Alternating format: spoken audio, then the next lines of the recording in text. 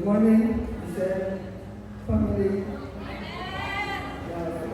So those who don't know me yet, I am Jacob Ryan Nipadas, once victoriated Pastor Charlie and Pastor Yunis, one for leader of Kuya RJ and a primary leader of the Legend sa Team NBC. So I am a student and also working as a full-time educator at the Living Room Office. I am very grateful for this opportunity to share the good news of God in my life. Thank you po, Pastor Charlie and Pastor Yunis. Now, let me share how I met people when I started my journey. In my elementary to high school days, I was too young to understand why it came to the point na ako na lang isa ang nagagulong sa balay. Doon naman yung mga nangihagan na ako na still nahagagin pa na ang pamilya.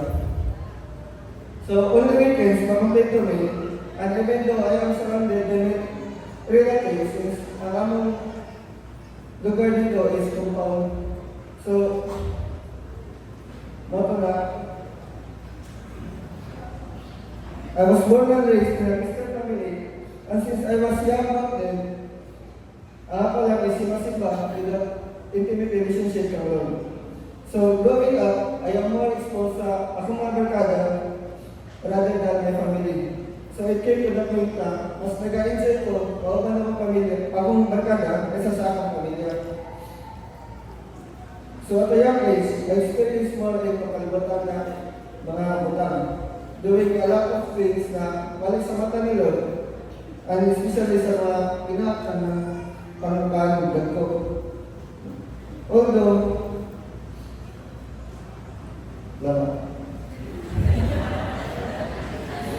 all I thought is, real life is enjoying without worrying sa future. Even though nakakagandok sa Ginoo, but still, kung may babagyo na dili maayo na binuhatan, kaya lagi dito ko malipay. I experienced different kinds of addiction. And to be honest, addiction ang pinaka-worst na enemy o problema na lisod baron. Because of it, kasi ako mga nabuhat just to please myself at a young age. It came to the point na niabot sa depression, pagka-addict sa bisyo o sa mga failed relationships. So at a young age, I became a drunkard. Tungkol sa barkada, mali ng mga environment, nakakakon ko mga di mayong binatan. O times where makaiyon dito na mayong yung sigaw sa kulay. Tungkol kaya nagag chances na yung yapay kung sa pag-session ng buhay. Till niabot na yung mga times na manapot ang lawas na experience sa accidents o nasapot sa katubon. Labi na sa isa ka-experience na ako na gitabangan ko pula ang pipila ng mga individual. But glory to God, wala kayo nito ako sa kuwa. Nag-x-ray ko ito, kabuntag. And then, wala grabe na naikabot. Only some scratches lang, since namod-mod akong nga sa kasada. It was supposed to be last bonding sa aking barkat dito, siligan. But, lagi, ibalik ko ang skill lang. And turns out to be one of the memorable reasons na sa pag-change decision sa life. As I grow older, I realized that I need to do something in my life. Dreaming that one day, I will become a better version of myself and become successful para makabuhay ko sa mga parents. As I tried many kinds of part-time job, all I thought is okay na sa ako ang mga kwarta lang. I earned some money sa mga businesses before o sa mga buy and sell na online. Pero lagi, ang kwarta, mapadahugyan sa bisyo. Until one day in my life, it became stagnant. I prayed na even though hubog ako na tayo, I asked and help kay God, guide sa mga decision sa akong kinabuhi. In my mind that time, dagko ko pangandoy, but nakausap ko bununong sa kinabuhi. So in my college days, I met some friends na gusto ko may sideline. And together, nangita may part-time jobs. Labi na sa mga fast food, but wala na madayon. We were supposed to enter a well-known fraternity na recognize na niya ito ang process at anak para mga membro. Until isatan kami officially na kamusugod ba na ako magtrabaho sa ila. At first, I was hesitant because I know na how they dedicate their life to God and sa mga practices na totally opposite yun sa mga naandan. Choosing between two opportunities, but then I remember na ay time sa mga life na nag-seek ko o pray kay God, thinking na this is my answer prayer. In Proverbs 3, verse 5 to 6, trust in the Lord with all your heart and do not lean with your own understanding.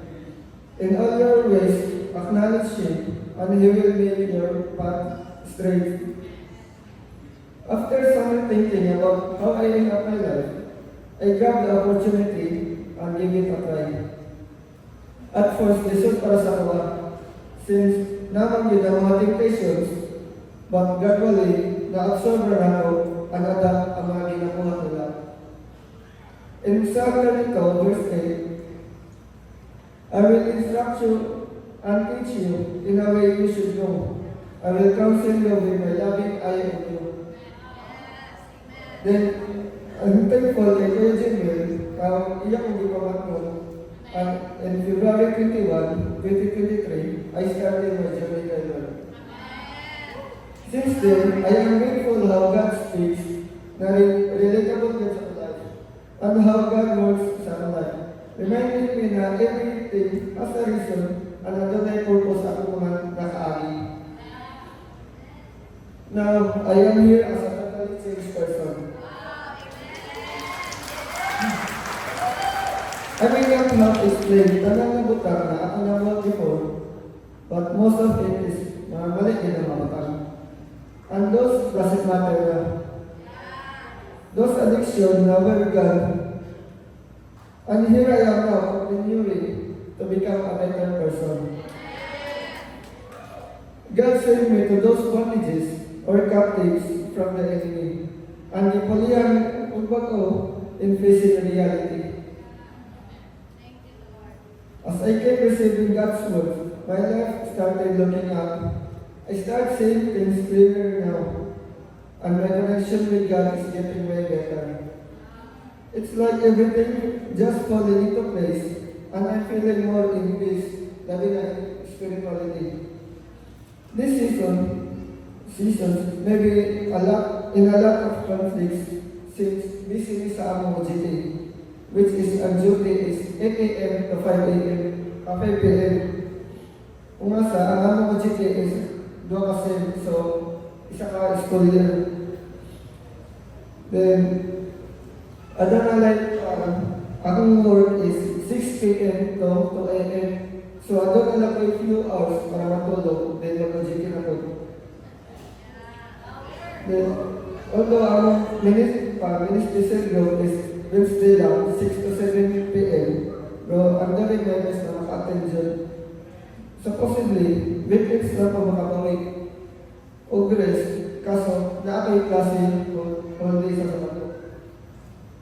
Then, pagkahapon, magkuha ko sa muntikap para sakyan sa mga taga-gani.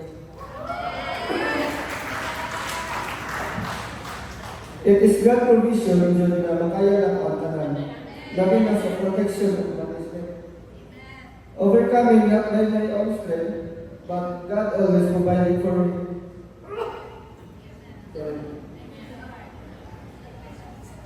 Overall, these are my realizations. Our associations will determine our decisions in life. Mother, let's take our decisions in our life seriously, especially in choosing kung kinsa ang kaubalan. Instead of being influenced by others, we should be the one leading and influencing our friends at sa mga non-believers. Sama sa ginayon nila na Don't let others influence you. So instead, we as Christians, we should lead to influence others. Also, reminding me na to let go of my past. Focus on the life with God. Because God has planned for us and in the future. I've come to believe that when we face our experiences with courage and a positive heart, they can become a powerful motivation for what lies ahead. Everything happens for a reason, and every challenge is a part of God's way of shaping and testing us. No matter the outcome, I've learned to trust His timings and surrender my plan to Him. Because God's plans are always greater than anything I could imagine. In Isaiah 41, verse 10, assurance assures believers they should not fear because God is with them. He is their God and He will provide strength, help, and support.